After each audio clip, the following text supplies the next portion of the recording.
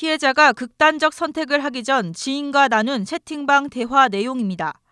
당시 의성 우체국장이 자신에게 어떤 행위를 했는지 구체적으로 남겼습니다.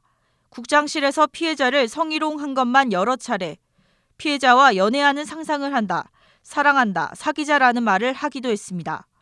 피해자의 손을 주무르고 손등에 입을 5차례 이상 맞추거나 마스크를 벗겨 얼굴을 끌어당겼다며 고통을 호소했습니다. 그런데도 가해자로부터 제대로 된 사과는커녕 오히려 직장 동료들이 2차 가해를 하거나 사건 무마에 나서자 피해자는 큰 충격을 받았습니다. 휴직계를 냈던 피해자는 직장에 복귀하기 직전인 지난해 11월 결국 스스로 세상을 떠났습니다. 그리고 피해자가 숨진 지 1년 만에 가해 우체국장 이모 씨에 대해 법원이 징역 1년 6개월을 선고했습니다. 아동과 장애인 관련 기관 취업제한 3년도 함께 부과하고 법정 구속했습니다. 대구지방법원 의성지원 정한근 부장판사는 직장 내 상하관계를 이용한 범행으로 재질이 안 좋은데도 이 씨가 범행을 부인하며 반성하지 않았다며 양형 이유를 밝혔습니다. 하지만 재판부는 강제추행 사건이 피해자의 정신적 상해에 직접적인 영향을 미친 건 아니라고 봤습니다.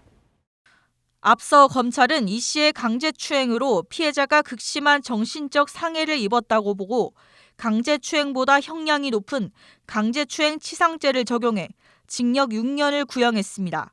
하지만 재판부는 피해자를 극단적 선택으로 몰고 간 우울증과 스트레스가 강제추행 행위 그 자체보다는 그 이후에 발생한 이 씨와 직장 동료들의 2차 가해 행위였을 가능성이 있다고 봤습니다. 피해자 가족은 가해자의 죗값에 한참 부족한 형량이라며 검찰에 항소 의견을 전달하겠다고 밝혔습니다. 어린 아이와 저 와이프 부모님들, 동생들 모두 그날 이후로 하루도 빠짐없이 고통 속에서 살고 있습니다. 피해자 가족들이 받는 고통에 비하면 지금의 형량은 말도 안 되는 형량이고 이 씨와 같이 2차 가해에 가담해 검찰 조사를 받던 당시 의성 우체국 간부 직원 2명은 증거 불충분으로 무혐의 처분을 받았습니다. 피해자 가족은 경북지방우정청장 등을 직무유기 혐의로 고발했고 대구 동부경찰서에서 수사가 진행 중입니다. MBC 뉴스 김서연입니다.